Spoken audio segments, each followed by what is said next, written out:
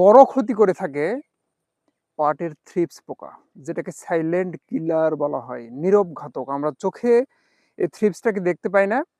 আসসালামু আলাইকুম সম্মানিত দর্শক শ্রোতা কৃষক ভাইরা, আমি মোহাম্মদ আতিকুর রহমান, উপসহকারী কৃষি কর্মকর্তা, শিবগঞ্জ, চাঁপাইনবাবগঞ্জ। আমি যে মাঠে এসেছি, এটা পাট ক্ষেতের একটা বিশাল মাঠ, পাটের বিশাল মাঠ, হেক্টর হেক্টর আবাদ হচ্ছে এখানে। রাস্তা দিয়ে যেতে মনে হচ্ছে যে অনেক সুন্দর আছে দেখতে, দেখেন অনেকটা ইউনিফর্মের মতো, অনেক সুন্দর দেখাচ্ছে দূর থেকে। সুন্দর, পাটের একটা ভালো মৌসুম হয়েছে এবার। তো মাঠে নেমে এসে কৃষকের সাথে যে বিষয়টা ফলো করলাম, পাটে কয়েকটা রোগ বা পোকা লাগে। আমি পোকা নিয়ে একটু কথা বলবো। এই সময় খুব বেশি এই গরমের তীব্রতার কারণে এবং এই মৌসুমে পাটে দুটা পোকার আক্রমণ খুব দেখা গেছে। আমি আপনাদের চিত্রের মাধ্যমে দেখাচ্ছি।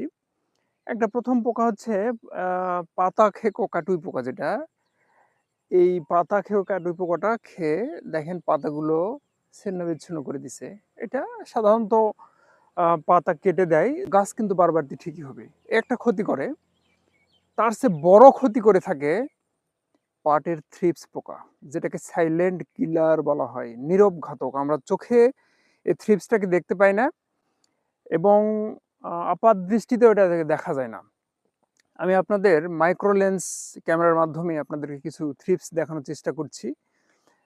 কিছু ছবি বা ভিডিও নিয়েছি প্রখর রোদের মধ্যে, হয়তো সেগুলো দেখাতে কষ্ট হবে, আপনাদের দেখাচ্ছি। এই থ্রিপস সবচেয়ে বেশি পাটের ক্ষতি করে থাকে। এরকম বাড়ন্ত গাছে যদি থ্রিপসের আক্রমণ হয়, এই মাথাটা পাটের যে অগ্রভাগ, কচি অংশটা গুটির মতো হয়ে যায় এবং এটা কিছুটা ব্রাউন কালার বা গুটির মতো হয়ে যাবে। এতে করে পাটের বারবারতি থেমে যাবে, পাটের পাতা আর ছেড়ে দিবে না, গাছের বৃদ্ধি কমে যাবে। অবশেষে পাটের উচ্চতা কম হবে, ফলন কম হবে, পাটের কৃষকদের ব্যাপক ক্ষতি হয়ে যাবে। এই বিষয়টা খুবই জরুরি। অন্তত থ্রিপসটাকে আমাদের নিয়ন্ত্রণ করতে হবে। পাশাপাশি এই পাতা খেকো যে কাটুই পোকা আছে, এই স্প্রেগুলো করলে অটোমেটিক্যালি যদি লোমযুক্ত যেটা বিছা পোকা আছে, এটাও নিয়ন্ত্রণ হয়ে যাবে। এক্ষেত্রে আমরা অনেক কৃষকরা নানা ধরনের কীটনাশক স্প্রে করছে দেখেছি মাঠে। অনেক মাঠ যেহেতু, যেখানে পাট চাষ করছে অন্তত সেখানে দেখেছি, বা এই মাঠেও দেখছি।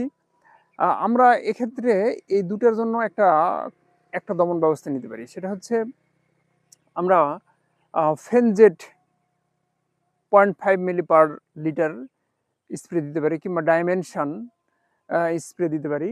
এই দুটাতে পাটের লেদা পোকা বা কাটুই পোকা এবং মাকড় দুটোই কন্ট্রোল হবে এবং খুব ভালো কন্ট্রোল হবে। যদি আক্রমণ বেশি হয়ে যায়, তো 5 থেকে 7 দিন পর বুস্টার ডোজ আমাদের দিতে হবে। তাহলে আমাদের পাটের এই সমস্যাটা নিয়ন্ত্রণ হয়ে যাবে। এছাড়াও আমরা আরেকটা কিছু প্রিপারেশন নিতে পারি, যেমন ডেনিমফিট আছে, লুমেকটিন আছে, অর্থাৎ এভামেকটিন বেনজয়েড প্লাস লুফেনিউরন, এই কম্বিনেশনটাও আমরা ব্যবহার করতে পারি। এতে করে আমরা থ্রিপস এবং কাটুই পোকা নিয়ন্ত্রণ হবে।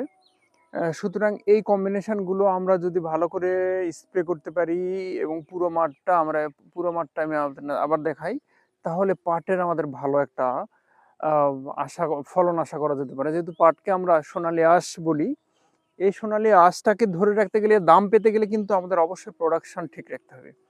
আমরা যদি প্রোডাকশন ঠিক রাখতে পারি, তাহলে দাম পাবো, সর্বোপরি আমরা ভালো ফলাফল পাবো। ধন্যবাদ সকলকে। আসসালামু আলাইকুম।